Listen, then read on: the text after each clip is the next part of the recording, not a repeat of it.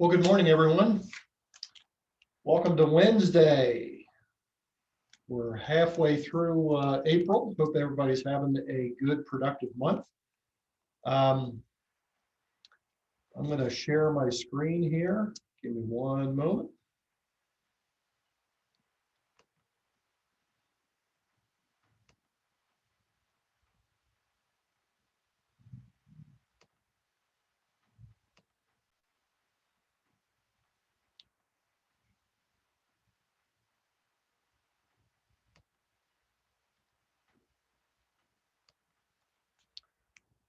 Okay.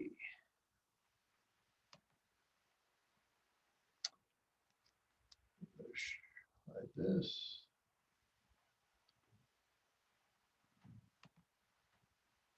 So this morning's meeting at the end, we're going to talk about building trust with sellers because, as everybody's aware, sellers are coming at a premium these days. It's great to have a seller, and when you have them, in many instances, you have them for a day or two, because then they go under agreement, which is a good thing. But trying to get those sellers at this point in time is a chore. We have to think about how we have been trying to secure sellers in the past. As I said at the end of this meeting, we're going to talk about how to talk to sellers maybe a little differently in this marketplace than we have in the past. Oops.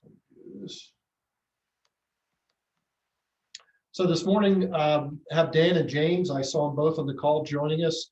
I chatted with Dan early this morning about some changes that are happening in the mortgage market, and I know he was going to chat with James. So I'm going to turn it over to Dan first. Go ahead, Dan.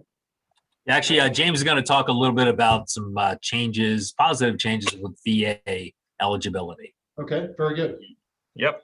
So an update came out yesterday from the VA regarding Air National Guard and Army National Guard members and their benefits with the VA loan.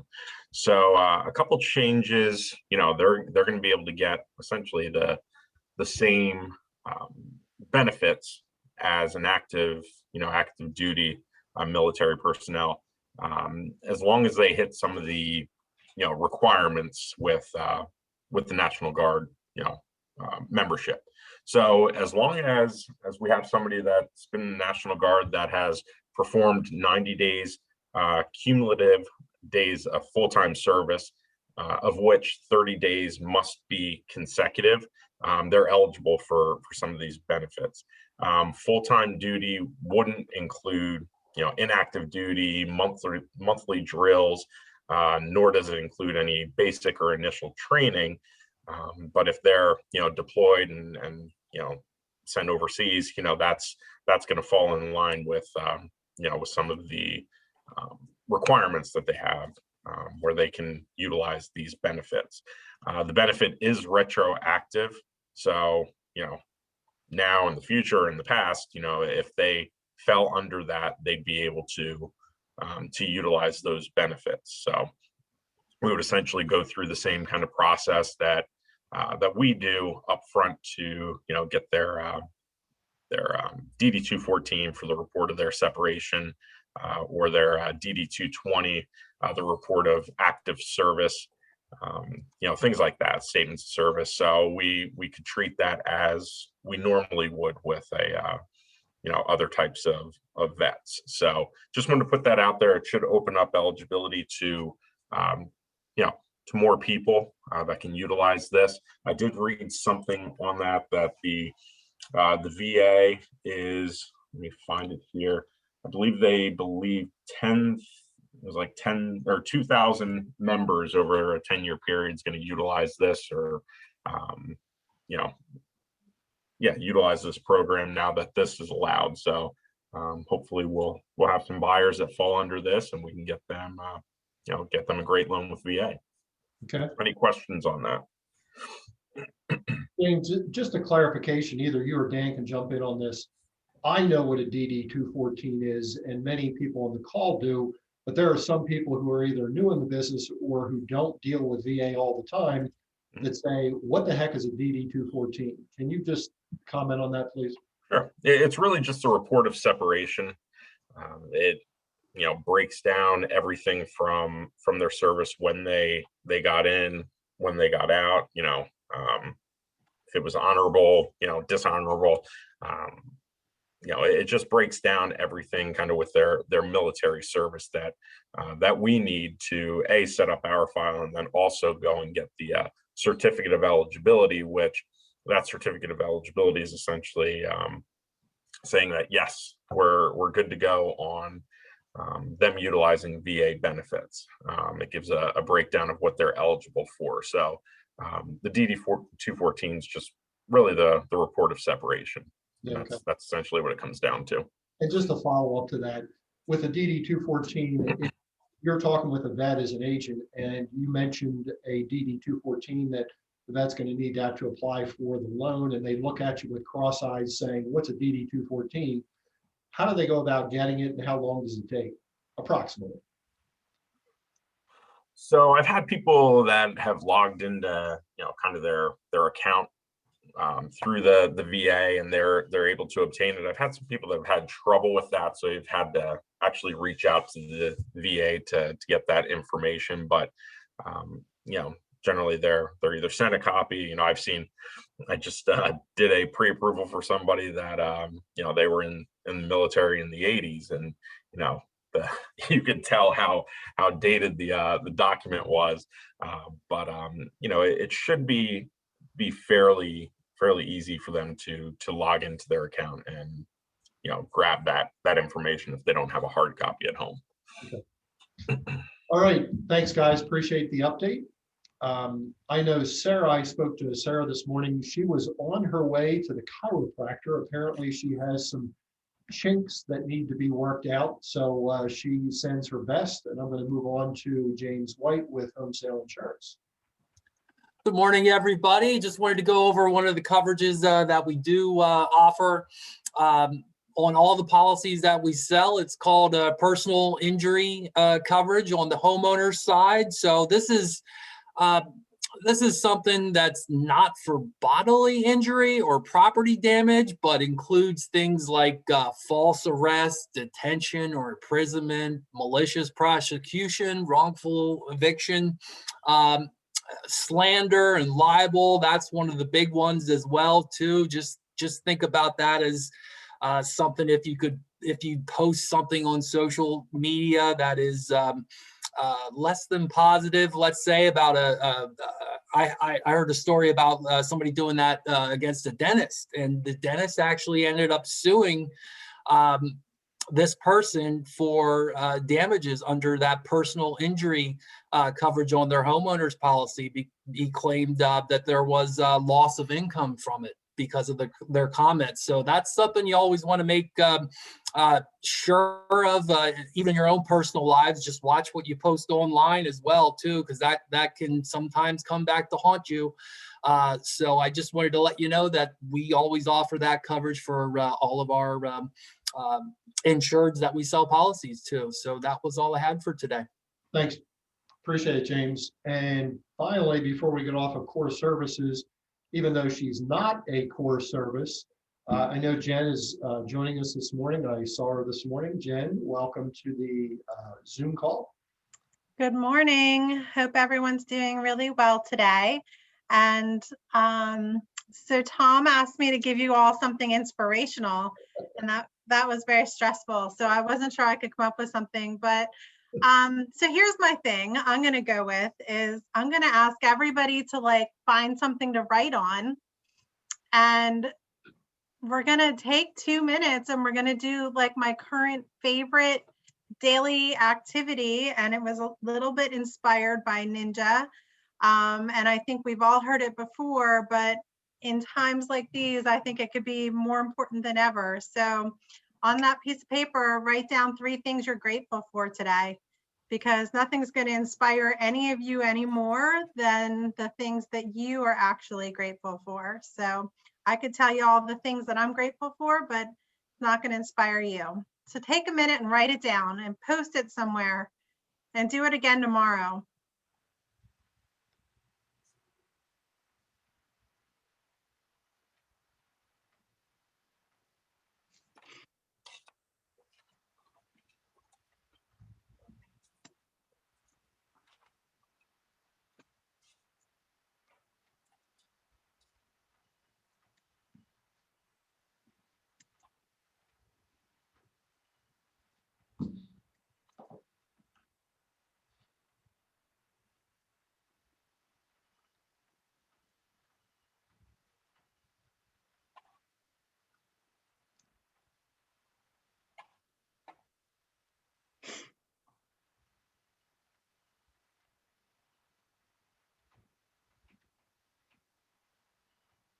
All right, so if you have your 3, I just want to remind you to keep these in front of you, and when you wake up in the morning, give a little thought to what it is that you're grateful for, because it certainly can change your whole attitude towards the day. And I know that I have lots of conversations with people that, you know, as they get through the day, they're having so much stress and anxiety in this market. You know, but if you keep in mind the things that you are grateful for, you might just find that some of that stress and anxiety doesn't seem so incredibly important when you just let it go. So my 3 for today was, I have been sitting here watching all the beautiful spring blossoms blow around in crazy wind outside of the North Point office. So I've been enjoying watching the patterns of all these pretty pink blossoms. I'm also really grateful for all the busy agents that are running around the office doing so much business and putting things together and working really hard, and also focused managers. So, you know, Colleen and Tom have really been trying hard to put a lot of awesome opportunities, ideas, suggestions in front of all of you. And I truly appreciate all that they do to keep this office going. And my last one is warmer weather. So you guys all know that I want to be warm at all times. And so every moment of sunshine and warmth that I get in my life makes me happy. So good to see everybody. Have a great week. And if you need anything, we're all here for you. Thanks, Jen. Appreciate it. Now I'm going to tell you what my 3 were. I'm thankful that the internet service here is not cutting in and out, so that we have a smooth meeting, number 1. At least at the start of the meeting. Second is my second shot is coming up.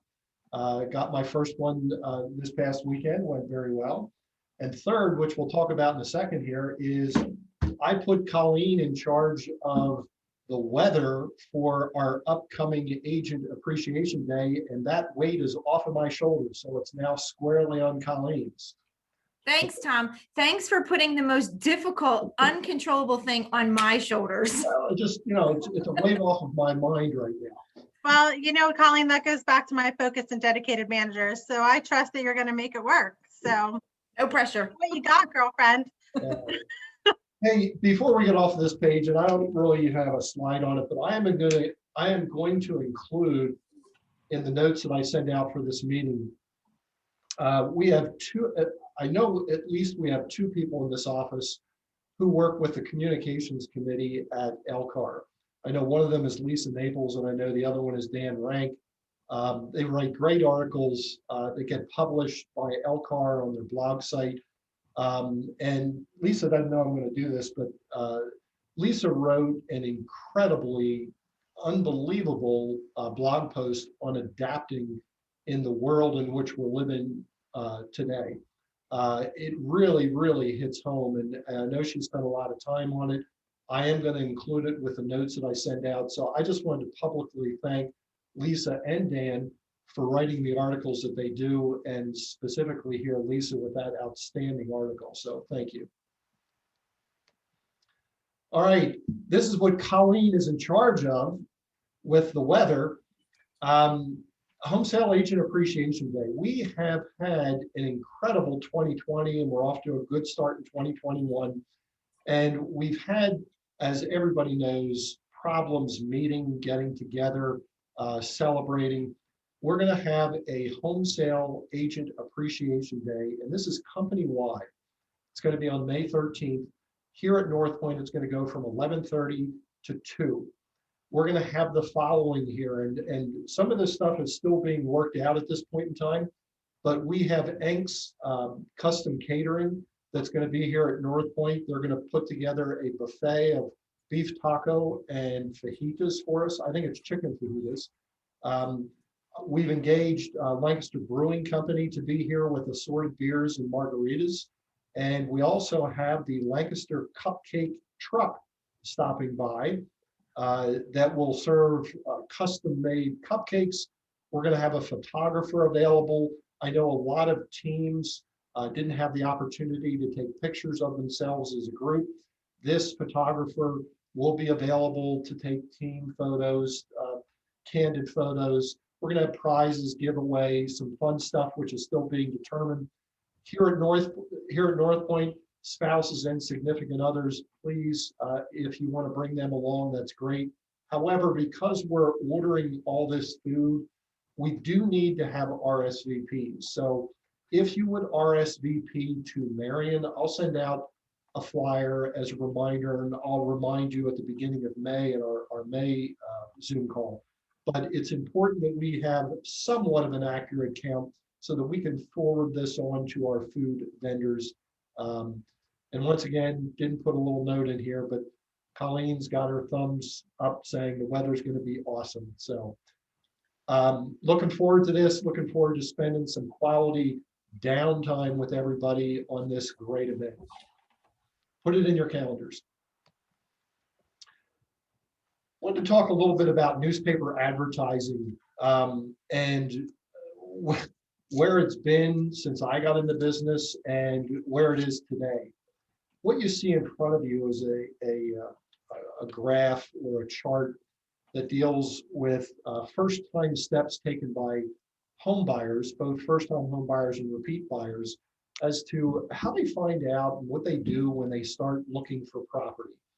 And I want to share with you all the way down at the bottom of this list is looked in the newspaper, magazines, or home buying guides. Look at how this is just almost non-existent at this point in time. 20 years ago, totally different story.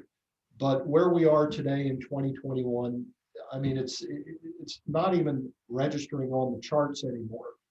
So as a result of this, the company has been looking at our newspaper advertising and what we have been doing, and we have made the decision to end all print ads as of the end of April, which is this particular month.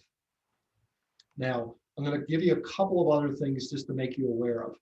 All the marketing material that we have that our agent services provides for us, they're going back into all that material and they're making adjustments so that it doesn't reflect newspaper advertising. In addition, our new home community and luxury listing ads, they're going to be reformatted and a higher degree of exposure on social media sites. And I know a number of agents in this office take advantage of the agent spotlight ads. They are going to run through the end of the year. I'm not going to get into a lot of detail about this, but the prices for the agent spotlight ads have just gone through the roof. Once again, I'm not going to get into specific numbers. Don't worry about that. The price is going to be held till the end of the year, and any overage that might be charged, the company is going to pick that up.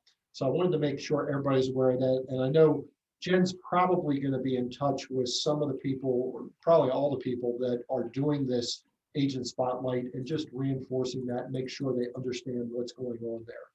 Now, what are we doing? We're not just taking that money that we're throwing into newspaper advertising, and I almost said throwing away with newspaper advertising, but we're going to take that same money and we're going to invest it in our social media advertising, where we can track much more readily how much exposure our listings and our marketing is getting.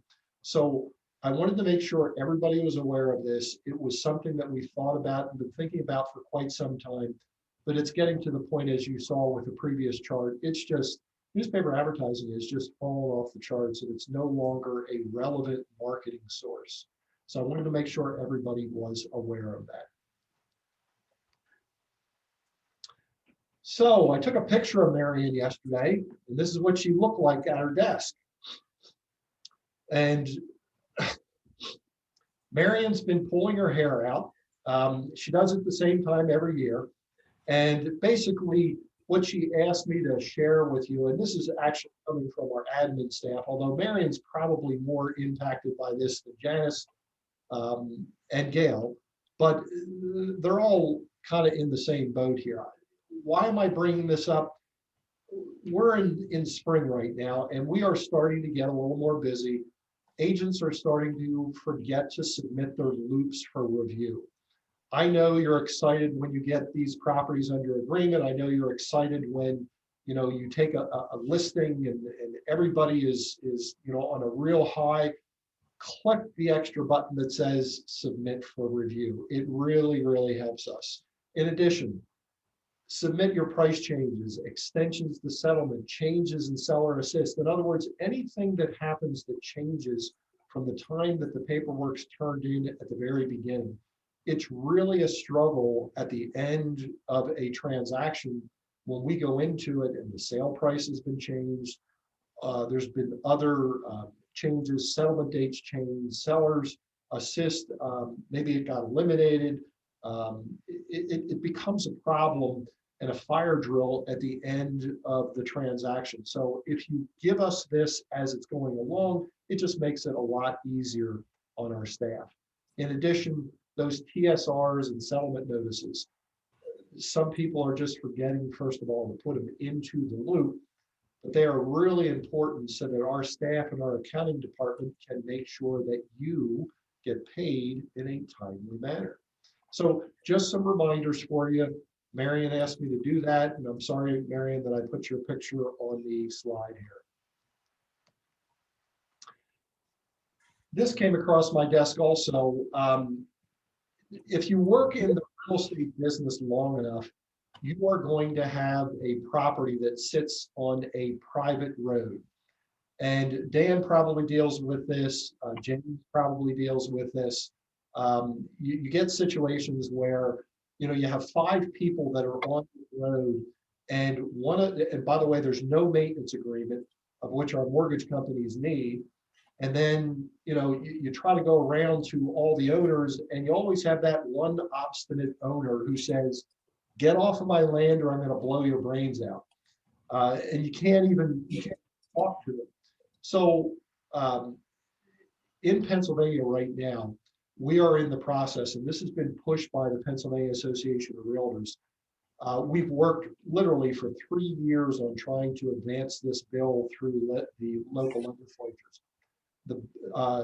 There was a bill that was in the House that passed 201 to nothing, so it has substantial support.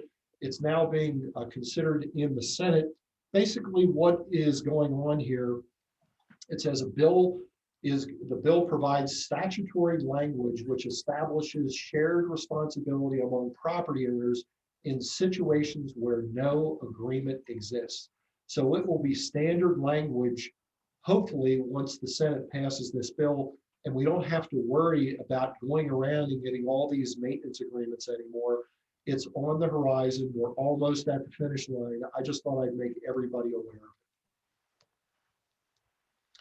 Also, Agent Services put out, and I think in Jen's Monday update, there was a piece that there was a link to for Instagram Basics and also Facebook Basics that was put out by our Agent Services department.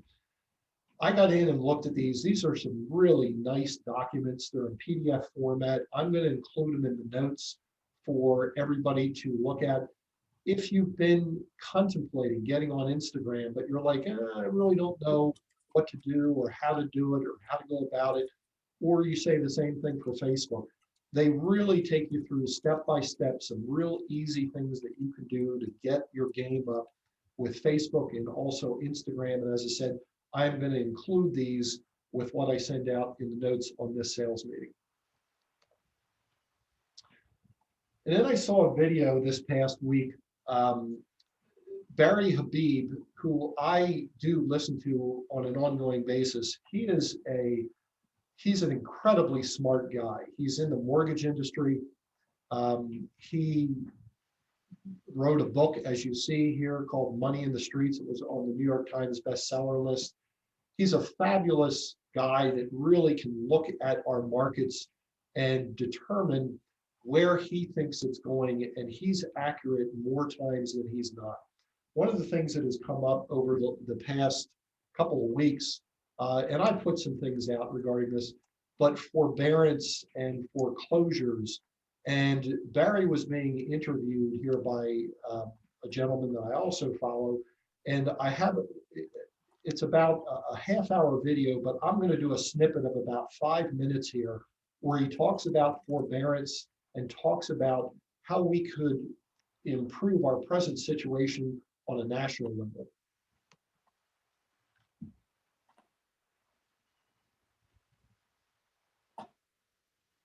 Rod, I do want to say one other thing about the naysayers in the market. They point to forbearance. And forbearance is just very highly misunderstood, especially by the media. So forbearance doesn't mean that when forbearance is over, here's a bill, pay me now. It means that you take the amount. What is forbearance? You put your payments on pause. So I press the button that says pause my payments right there.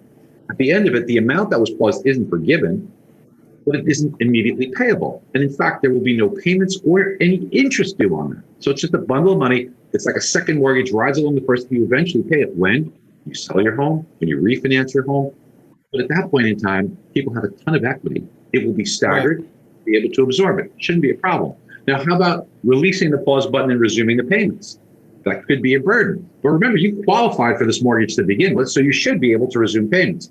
We know a ton. First of all, forbearance represents a small portion of the mortgage environment, housing. It represents an even smaller portion when you figure out there were a lot of people who, as you know, game the system because the CARE Act did not require you to have any type of verification that you need this, right? With no proof of hardship. People just gamed it. So you remove those. That makes it a much smaller number. Now, the majority of people got their jobs back. So they should have no problem resuming payments. But let's face it, there will be a small portion, very small portion, and we have to be sensitive to this. We feel for them that they've got their payments coming back, they haven't got their job back. But we know this about COVID. It affected renters by a margin of 4-1 over homeowners, maybe because those people are more in the service sector who really got hard hit. So we feel terrible for all of them. But it is a very small number of homeowners who now will have to resume payments who can't. Now, they may have other resources they could draw upon. And the difference between 2009 is that in 2009, 26% of homes were underwater, meaning they owed more than the value of the home. So there was the lack of desire. Today, people have equity, huge amounts of equity. Let me give you this statistic. If you go back to 2007, the loan to value on average was 67. Today, it's 32, meaning that before you had 33% equity, today you have 68% equity, a lot more to protect. So people will protect it. And if they can't, they're not going to just go to foreclosure. What are they going to do? Sell their home. No, you can, okay, that brings inventory to the market. Well, if I take a bucket of water in the desert and sprinkle a little water on the desert, it's not going to cause anything. It's going to be welcome to the marketplace. So that's what the impact of this would be. So it's not going to be that. And then you have, you already kind of answered these, and I love it organically. Our conversation, and you already answered the two most relevant questions of the week of the month, which are, is the housing market going to crash? And then the other one is, there's a wave of foreclosures. I'm sure you've seen those headlines. Wave of foreclosures coming because of forbearance. You've already kind of answered both of those. But let's do it one last time. Any last thoughts on that? Because I really want to arm realtors and lenders to go take your words and go, guys, this simply isn't true. Barry talked about it for the last 15 minutes. You don't have to worry about a housing crash. And there isn't a wave of foreclosures because of what Barry just said. Any final thoughts on those two things? Because it's the most important thing, I think, right now that we can talk about. Yeah, I think we've covered them. Is that there's just, look, the bottom line is there's too much demand, not enough supply. And there's not enough of these loans in forbearance that are going to move the needle at all. If anything, it'll actually alleviate some of the pressures. Some people also say, okay, when the masks come off, well, then we're going to have rampant inflation. It's the opposite, if you think about it. But listen, have you tried to get an Uber lately? What's happened?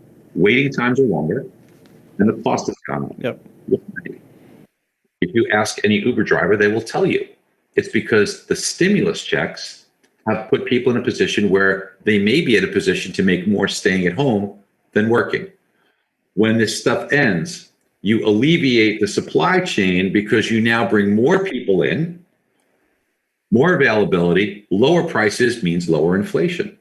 On a grand scale, you take the masks off, you take supply chain issues and you alleviate them, which makes prices overall start to relax a little bit. Inflation goes away, interest rates improve. So it's something to look for. And look, can we just say the last point on this bonehead move by government to try and, I mean, it really is a bonehead move to put out a fire with gasoline. We know the housing market's on fire. So what's their answer? Let's put more buyers in. I mean, if somebody only explained to them that economics is like supply and demand, if you think it's too hot, Why do you want to add more demand?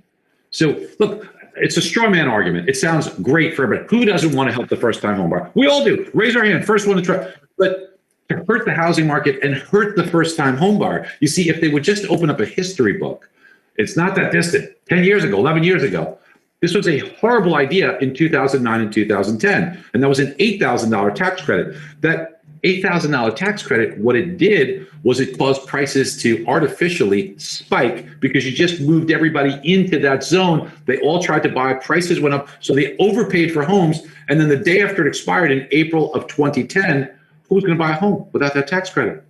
So home prices declined. And when home prices declined, those people who thought they were getting an $8,000 benefit were $15,000 underwater.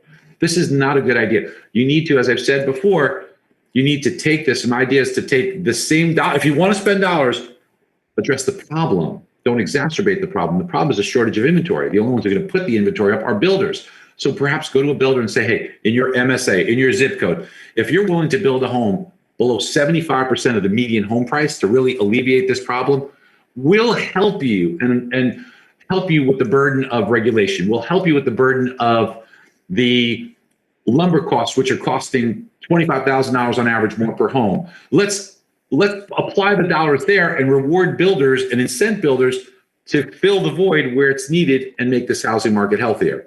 But it doesn't seem that they're. It's such a great idea, man. We talked about it on our show, and we actually leveraged your ideas. We need to give you credit for the ideas that you just kind of talked about again. And it's so obvious. Like, how do we get Barry into the government to make some of these decisions? I don't know if you, I don't know if you want that job, but. So I wanted everybody to see Barry's reaction to when he was asked to get into the government to help solve the problem, and he said, I would encourage everybody, and I'll send out the link. The video itself, it's a great interview from beginning to end. And as I said, I only showed you about 5 minutes there. But he has a lot of really great things to say about the housing industry. Barry's a big believer that 2021 is going to be a very, very strong year and head into 2022. So I would encourage everybody, take the time. It's about 25 minutes long. Listen to the whole thing. You'll get a lot out of it. So the final thing that I wanted to talk about here today is having to do with the sellers that we're talking to. And kind of the world has changed. I think everybody knows that on a number of different levels, not only what we're dealing with COVID, but how we're talking to sellers and what sellers, what they're facing today versus what they faced literally just a year or two ago. Things have totally switched and turned around. Homeowners no longer work with the biggest and most well-known companies. It helps, but they don't just stick their eggs in one basket and say, hey, I'm going to go with this company because they're the greatest thing in the world. Today, it's all about trust. And I know a couple of meetings ago, we talked about the IQ system that BHHS has put out there for us to utilize. That whole system is about trusting us. So some of the things I'm going to talk about here today, even though I'm not talking about the IQ system, have a lot to do with utilizing that system. So a seller has to trust us enough to use us.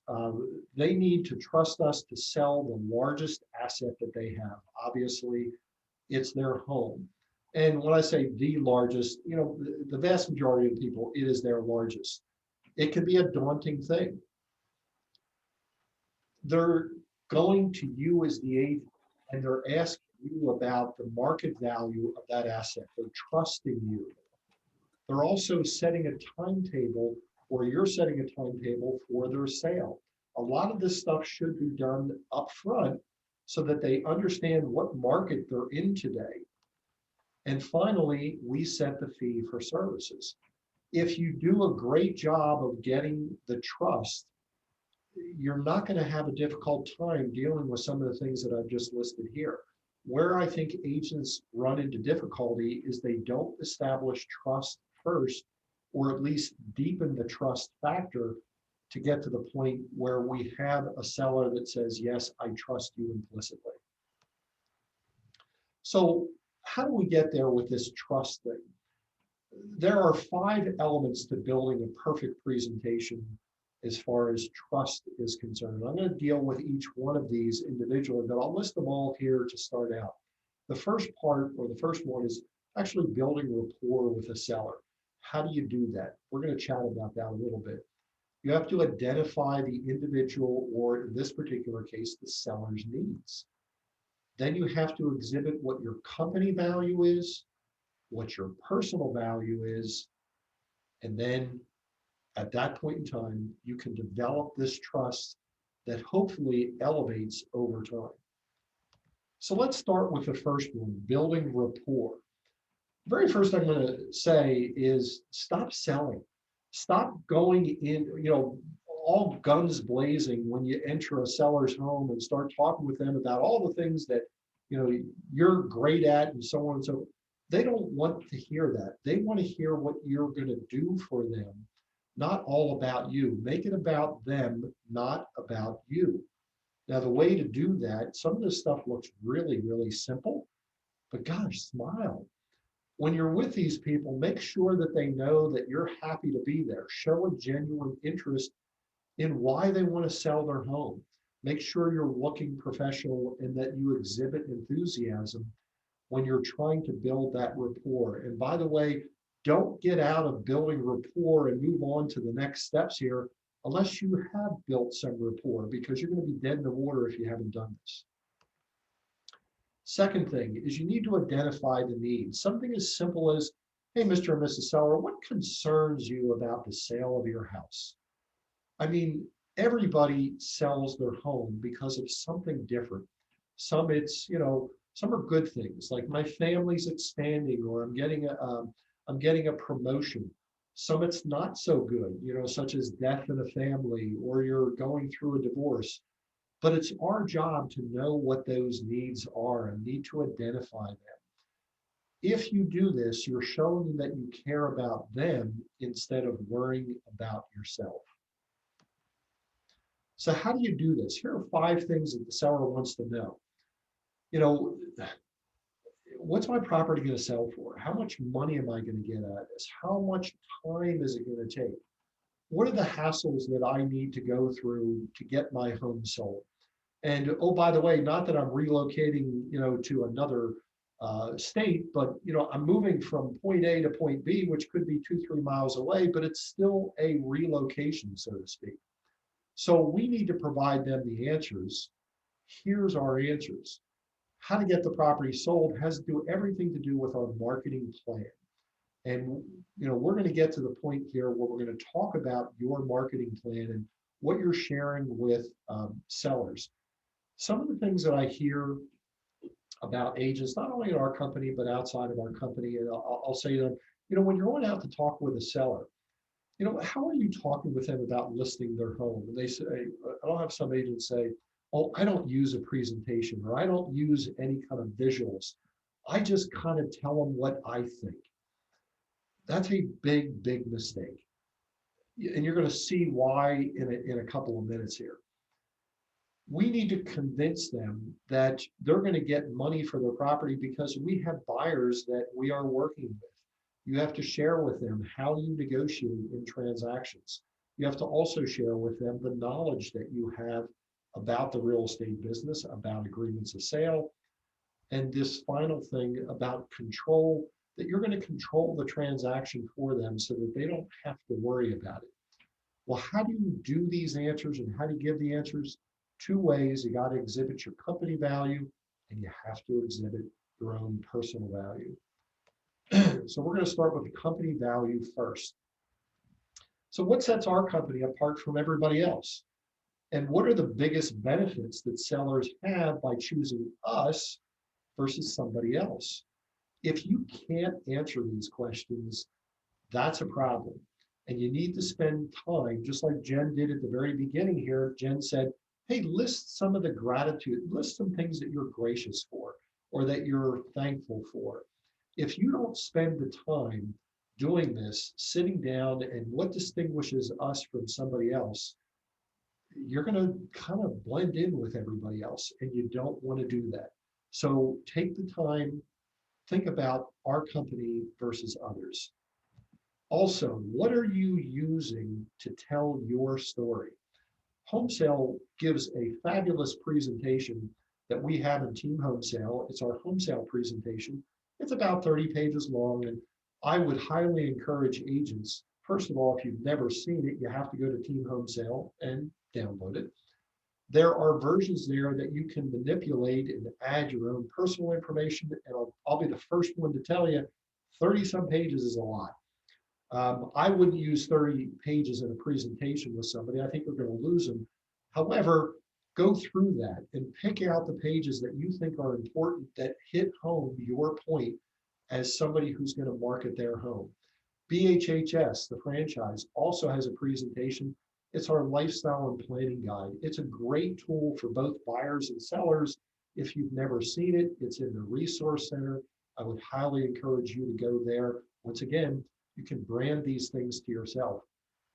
And finally, we have Cloud CMA as far as our presentations are concerned, that brands it to not only you, but to the company, and puts together a fabulous CMA. Now, there are other CMA programs out there. It's fine, utilize them. But the key thing is you've got to have something that tells your story. Don't just wing it. Your personal value. What do you bring to the table? Now, I dealt with this in a previous sales meeting when we were dealing with actually buyers, not sellers. And I basically asked the same question, which is, what are you bringing to the table for buyers that sets you apart as an agent? You ought to be doing the same thing here when you're dealing with sellers, is what sets you apart so that the seller says, that's something different. And oh, by the way, how are you telling that story? Because that's just as important as knowing what sets you apart. So if you don't know why you're special, why should a seller use you? Think about that. I mean, it just makes sense. So spend the time today, if you haven't done so already, in this market that we're in, and figure out what makes you special and why should a seller use you. I would consider a personal brochure. The very first thing that I do is brand it to you, brand it to the company. You know, the way things are today with print and the way you can produce things, you can do these very inexpensively, but it can send a message to the seller. It can also share a valuable story. So consider a personal brochure. And then, have you Googled yourself lately? Have you actually gone on and entered your name in a Google search and said, I wonder what's being said about me online? If you haven't, I think I would, because it's going to say a lot about what you're doing, not only online, but what you're doing in business. If you don't think buyers and sellers aren't Googling you, you are in dream world. They are Googling you before you go to meet them for the first time. So make sure that your business profiles are up to date. Get into LinkedIn, get into Zillow, Realtor.com, Trulia, Homes.com. You know, these are the main ones, but get in there and make sure that your profile is up to date. And oh, by the way, have a current picture, please. We're going to help solve that problem for you at our appreciation day, where we're going to have a photographer that will take a current picture. But please make sure that these things are up to date because people are looking at them. In addition, make sure that your profile is up to date on homesale.com. This may seem like really basic stuff, but I'm going to share with you, when I go into agents page on homesale.com and I click to find out a little bit more about them, 50% of what I see is this. This is what the company puts in there for you if you don't take the time and spend telling them something good and what's different about you.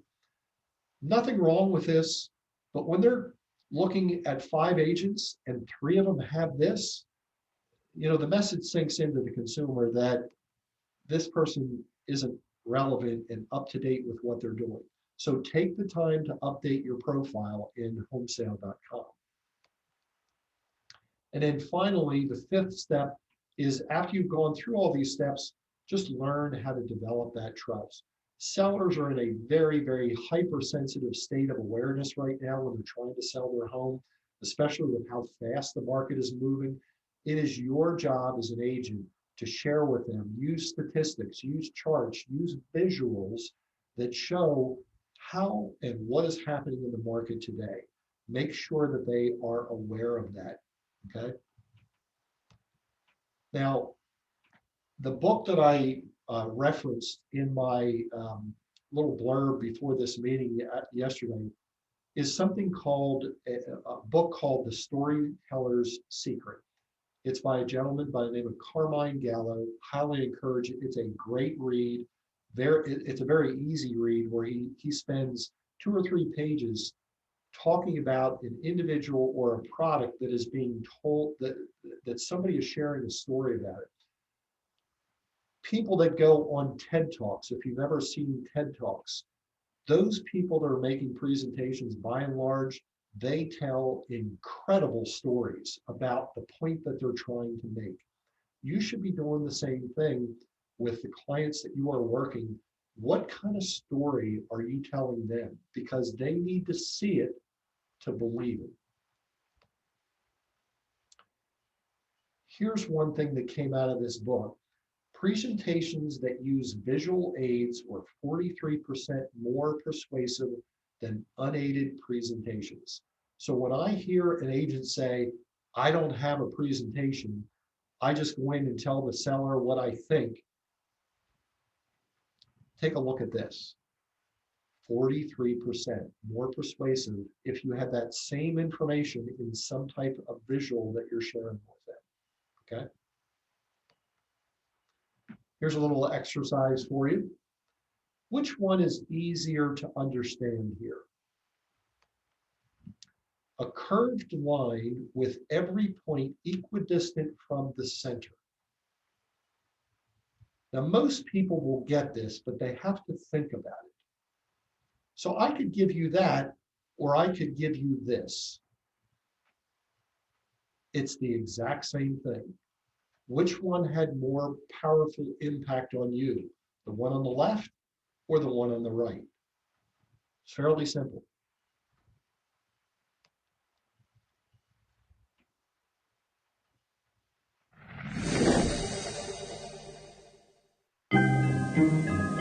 On December 5th, 1973. The Super Bowl was always a venue for a huge audience.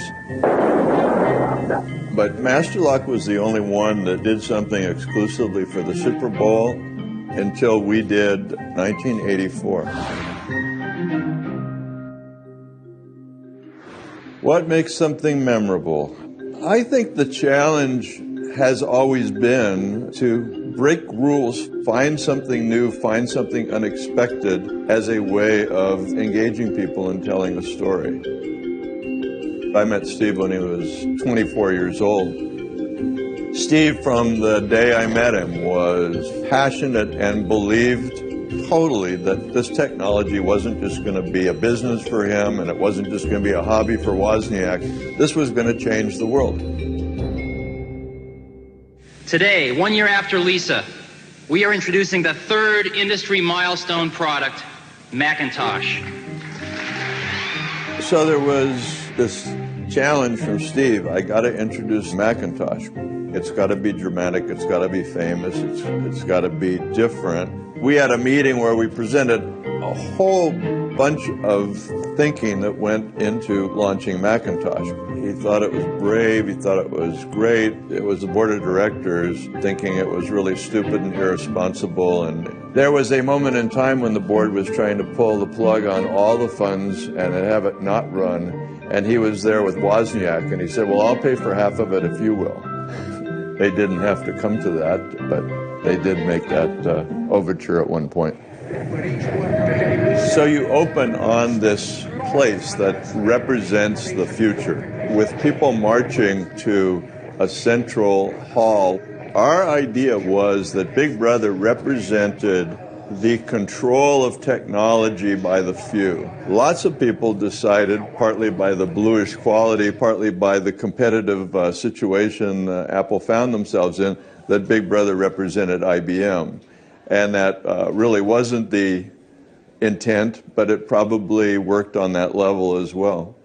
But running down one of the corridors was a girl who you saw glimpses of. She came bursting into the back of the room, and she stopped and swung once, twice, and then heaved the hammer. And a giant explosion. And you'll see why 1984 won't be like 1984. 1984 wasn't designed to only run on the Super Bowl. It was designed to have a media life beyond the Super Bowl, but the board of directors at Apple decided it was irresponsible, since it didn't show the product and the product wasn't even available yet, to continue running it. And that becomes almost part of the legend. Oh, and the genius of just running it once on the Super Bowl. Every news show the next morning was basically saying, the game was okay, but did you see the commercial? Our vision was more about the idea of how the world was going to change because of computers, not that we were changing the Super Bowl that day. But it did create a phenomenon where people started thinking, designing advertising specifically for the Super Bowl and keeping it secret and having it be a surprise. All those things were kind of born out of 1984 running once. Trying to live up to what Steve expected of what I did and what we were doing together became one of the, true kind of joys of my life. To be in the advertising business, you don't often get to be part of something that important, that world-changing. Lots of people kind of misjudged what the commercial was and what the commercial could do, and of course nobody believed that 30 years later people would still be talking about it.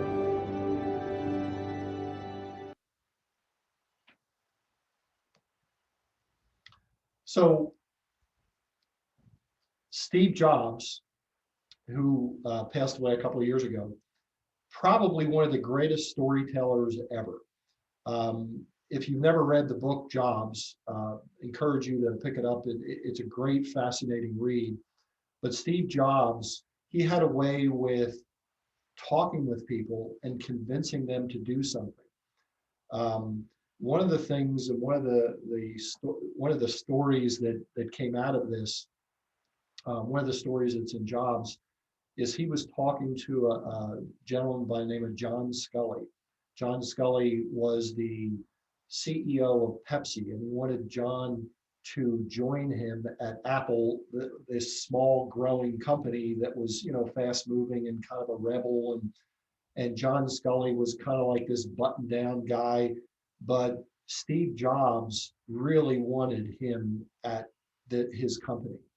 And the day that he met Scully, I think it was in a hotel room, and Steve Jobs made his presentation to him.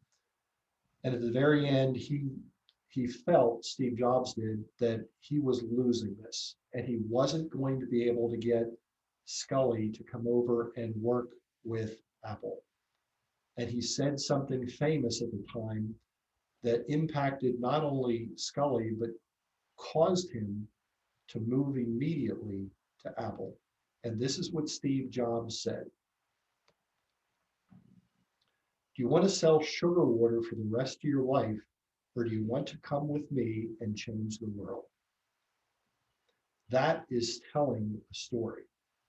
That is something that was so impactful on John Scully that he made the move as one of the most impactful, powerful men in the world, in the CEO of Pepsi, and caused him to move to Apple. Now, if you read further in the book, you're going to find out that John Scully was an absolute disaster at Apple, and John actually got fired a couple of years later. But you get the point here, is that Steve Jobs is a great, great storyteller, or was a great storyteller. We need to do the same thing when we're talking with buyers and sellers. Tell them our story about how we can help them not only purchase real estate, but sell the real estate. So hopefully everybody goes out there and creates their own story.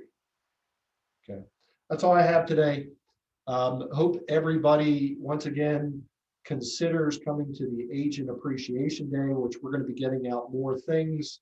Once again, Marion is the individual RSVP to. She's keeping a running log of this. Once again, your spouses or significant others are invited, and have a great week. Talk to everyone soon. Take care.